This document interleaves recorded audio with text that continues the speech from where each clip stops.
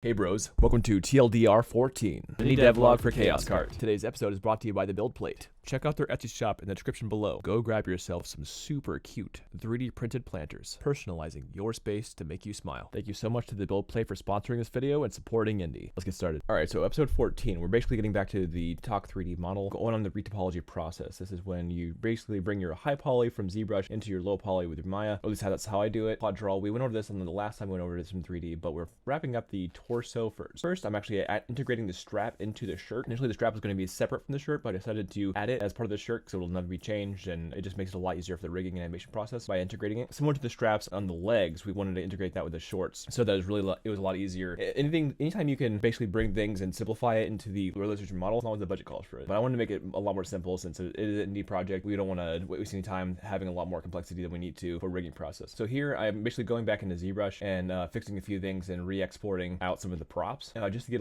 a better example of what I was doing too. So I'm exporting it back into Maya and wrapping up any extra little props that I forgot to bring in, such as like this little stud piece on the shoulder armor, just simplifying that. I could have done that a little bit into ZBrush as well if you use the zero mesher, but I wanted to do it manually. I do love having a lot more control over the models. There I'm finishing off the bottom of the back of the shoulder armor. I am having the shoulder armor be separate from the shoulder. I'm gonna have it hover similar to how they did the Samus models. Just trying to wrap up all of retopology before I get into the UV phase. I noticed that a lot of the hair, because I zero meshed it, a lot of it was not working. A lot of it didn't have clean edge loops, and I needed to delete a lot of the edge loops to make sure that the hair could animate. Say if I wanted to have a lot of the hair sweeping around physics or with the animations, then I wanted to be able to have clean edge loops so that we could have bones in the hair to be able to do that, unless we use, of course, claw physics for the game, and that would be a little bit different. So then I go over a little Sketchcraft's work and everything, and from ArtStation, and some of my past work and on ArtStation as well. But yeah, getting back into it, basically just cleaning up the hair. I think the rest of the time is like basically the hair tubes. As long as I had like 3 or 4 clean edge loops around the ends, that's mostly what I wanted, so they'd be able to like bobble around